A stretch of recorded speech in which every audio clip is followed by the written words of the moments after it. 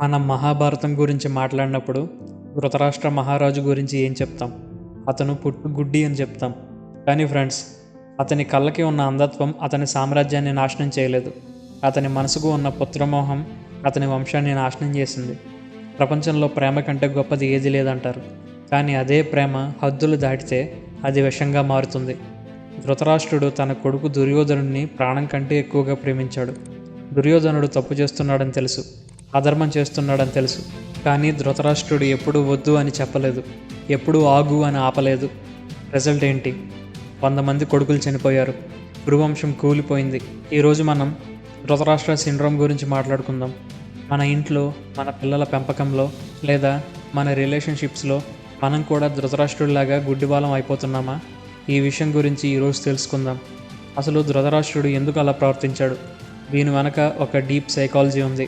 ధృతరాష్ట్రుడు పెద్ద కొడుకు, రూల్ ప్రకారం అతను రాజు కావాలి.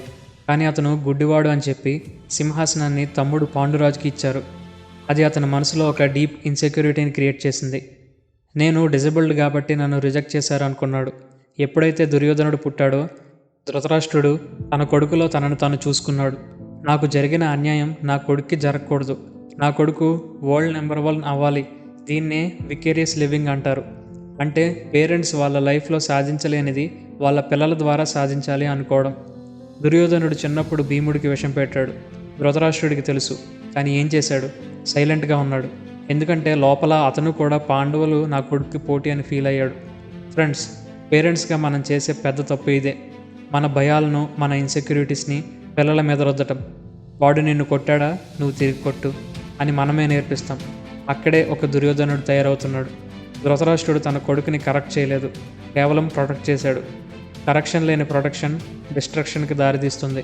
తప్పు చేసిన వాడికంటే ఆ తప్పుని చూసి కూడా నావాడే కదా అని సమర్థించేవాడే పెద్ద తప్పు చేసినట్టు. మహాభారతంలో ద్యూతసభ జరుగుతుంది. ద్రౌపదిని సభ మధ్యలోకి లాక్కొని వచ్చారు. ఆమె ఏడుస్తుంది. విదురుడు, భీష్ముడు, ద్రోణుడు అందరూ తలలు దించుకున్నారు. కానీ అక్కడ రాజు ఎవరు? ధృతరాష్ట్రుడు.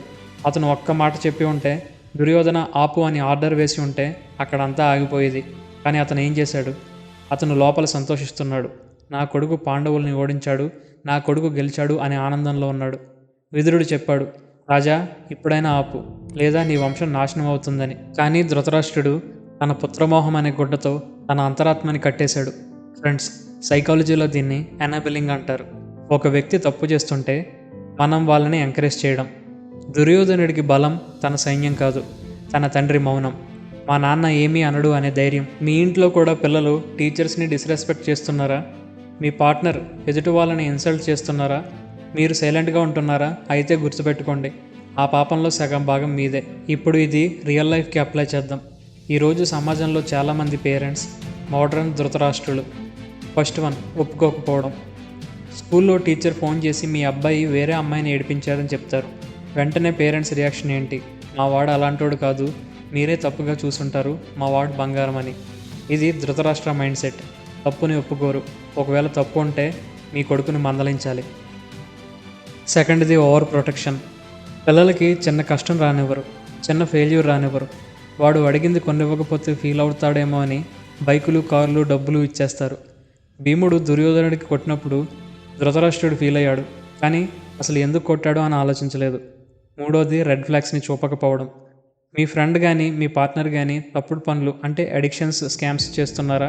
వాడు నా ఫ్రెండ్ కదా, నేను సపోర్ట్ చేయాలి అని అనుకుంటున్నారా? అది ఫ్రెండ్షిప్ కాదు, మీ ఫ్రెండ్ పతన ప్రయాణం. కౌరవుల తల్లి అయిన గాంధారి కూడా తప్పు చేసింది. ఆమె కళ్ళకి గంతలు కట్టుకుంది. నా భర్త చూడలేడు, సో నేను కూడా చూడను అన్నది. ఇది మూర్ఖత్వం. ఒకరు చూడనప్పుడు ఇంకొకరు ఇంకా జాగ్రత్తగా చూడాలి. పేరెంట్స్ ఇద్దరూ బ్లైండ్ అయితే పిల్లలు వైల్డ్గా తయారవుతారు. ప్రేమించడం అంటే అడిగింది ఇవ్వడం కాదు, అవసరమైనప్పుడు నో చెప్పడం. కన్నీళ్లు పెడతారని భయపడి డిసిప్లిన్ చేయకపోతే ఫ్యూచర్లో రక్త కన్నీరు చూడాల్సి వస్తుంది.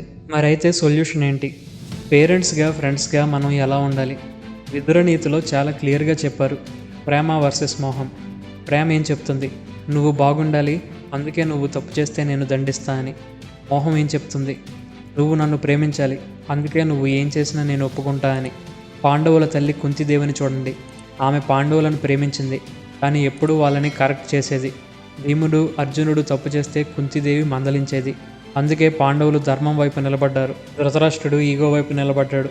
సో ఫ్రెండ్స్, మీ పిల్లల్ని ప్రేమించండి, కానీ గుడ్డిగా ప్రేమించకండి. తోటమాలిని చూడండి, మొక్కని ప్రేమిస్తాడు, నీరు పోస్తాడు, కానీ ఆ మొక్క వంకరగా పెరుగుతుంటే కత్తెర తీసి కట్ చేస్తాడు.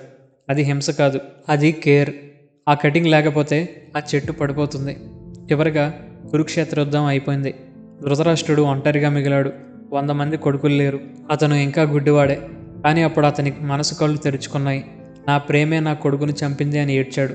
కానీ అప్పటికే ఇట్స్ టూ లేట్. ఫ్రెండ్స్, కళ్ళు తెరుచుకోవడానికి ఒక పెద్ద దెబ్బ తగిలే వరకు వెయిట్ చేయకండి. మీ పిల్లలు, మీ ఫ్రెండ్స్, మీ లవ్డ్ వన్స్ వాళ్ళు తప్పుదారిలో వెళ్తుంటే ధైర్యంగా ఆపండి. వాళ్ళు మిమ్మల్ని టెంపరీగా హేట్ చేయొచ్చు, కానీ ఫ్యూచర్లో నన్ను కాపాడింది నువ్వే అని వాళ్ళే మీకు దండం పెడతారు. మీ కళ్ళకున్న గంతలు తీసేయండి. ధృతరాష్ట్ర ప్రేమను వదిలేయండి. చివరిగా, ఈ వీడియో మీకు ఉపయోగపడుతుంది అనుకుంటున్నా. మీకు ఈ వీడియో నచ్చితే లైక్ చేయండి. కొత్తగా స్టార్ట్ చేసిన మన ఛానల్ని సబ్స్క్రైబ్ చేయండి. మరొక మంచి వీడియోతో మళ్ళీ కలుద్దాం. జై హింద్.